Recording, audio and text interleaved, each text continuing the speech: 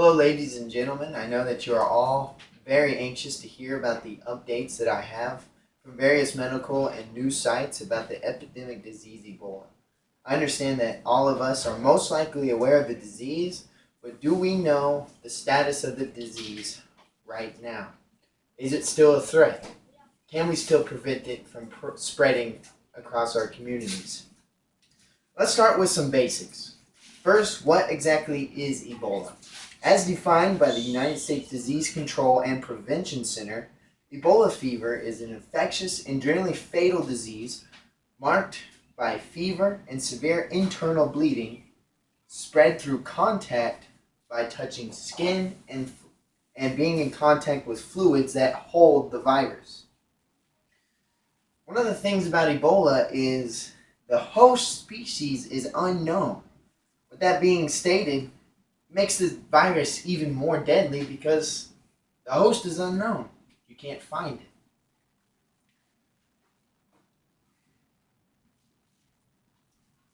With some information provided by lifescience.com, I can provide you accurate information as to where Ebola virus originates, and that would be West Africa. Scientists say that the exact precise origination of the virus is unknown. As stated before, experts say that fruit bats are the likely source of the deadly virus, with the first known human cases dating all the way back to 1976 during two simultaneous outbreaks in Sudan and the Dominican Republic, where it sickened over 600 people. Many people have realized how deadly the disease has been in the U.S., but let's take a look at how deadly the disease has been in the past. Over 29,000 people have been affected all across the world, including 20 countries over 4 continents since 1976. Out of the 29,000 people, 12,654 people have died after getting the disease, meaning that has only been a 57% survival rating of all of the people in history who have gotten Ebola. This information is also provided by the United States Center for Disease Control and Prevention. Let's move on how this is relevant to American citizens. The first time Ebola made an appearance in the U.S. was late September, early October, and the first Ebola patient in the U.S. died on October 8th, 2014. And since March of 2014, in the U.S. and across the world combined, 9,300 people have died. A lot of people wonder, well, how did it get to the U.S. in the first place?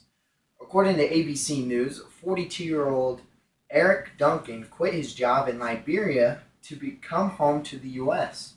Before his visit, he was trying to get his landlord's Ebola-stricken daughter to the hospital. When she died, before they could make it there, and he had to carry her dead body back. This put him into contact with the Ebola virus. Afterwards, he took his flight to Dallas, Texas, where his family was, and later he was taken to the hospital, where his temperature reached 103 degrees. He was the first Ebola patient in the U.S. Duncan lived. The disease spread between all the people that he was in contact with, and they were all evac'd to the same hospital as Duncan to receive the same treatment that he had received.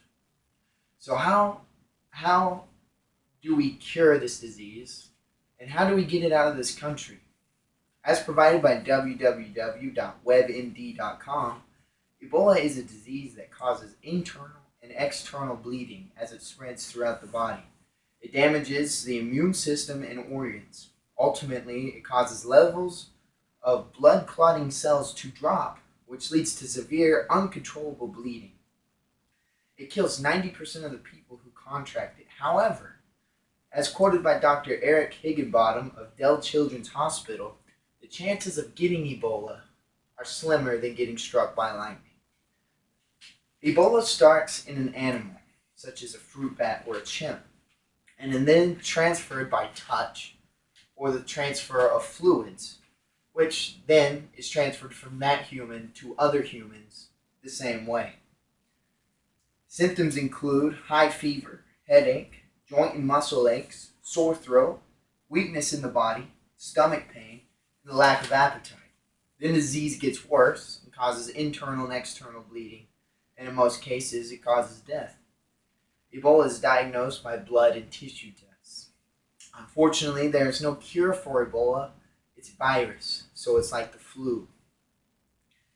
You simply just have to subdue the symptoms and then wait till the disease goes away.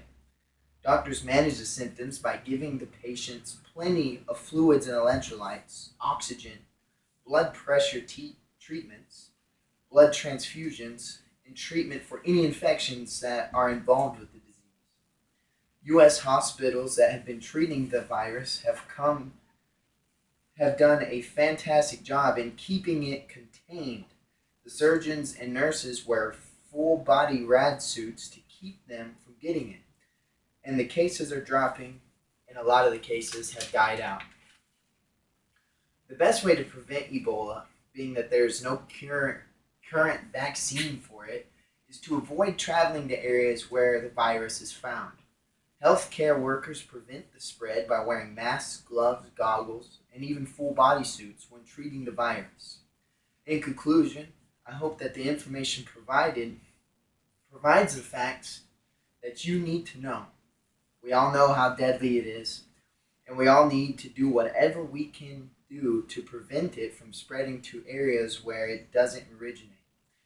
I would like to thank all the staff from all the hospitals that have treated the disease and all the patients who had it, and all of the sources that have provided the valuable information that I have brought to you. I would also like to thank you for the time everyone has taken to listen, because it's our job as a society to prevent diseases at the best of our abilities, not to spread.